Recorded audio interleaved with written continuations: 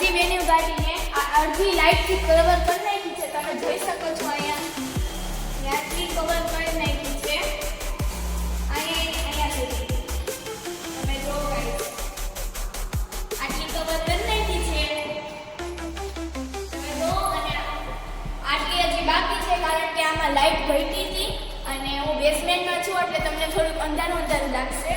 અને અહીંયા અમારે લાઇટ ઘટી હતી તો પપ્પા અહીંયા લાઇટ બીજી લઈને આવ્યા છે.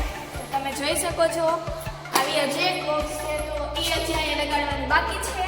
આ કામમાં અમારે સાંજ થવાની છે અને પછી આ કામ કમ્પ્લીટ થાય પછી આપણે આને પબ્લિક પ્લેસમાં લઈ જઈશું અને પબ્લિકનું રિએક્શન કેવું છે એ આપણે જોઈશું.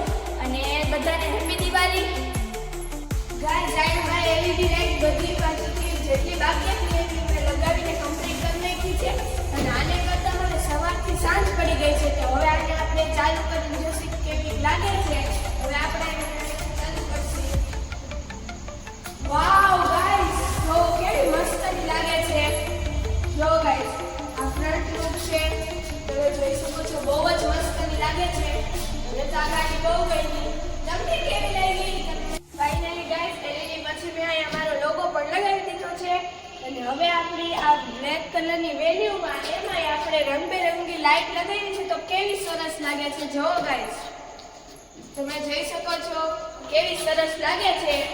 અને મને તો એમ થાય છે કે આ કાઢવી જ નથી આખે આપણને જોતા જઈને એમ જ લાગે છે.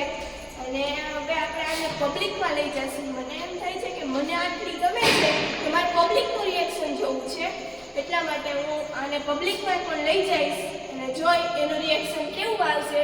જો તમને મારો વિડીયો ગમે તો લાઈક શેર અને સબસ્ક્રાઇબ કરજો અને તમને કેવી લાગી એ પણ મને નીચે કોમેન્ટમાં કહેજો.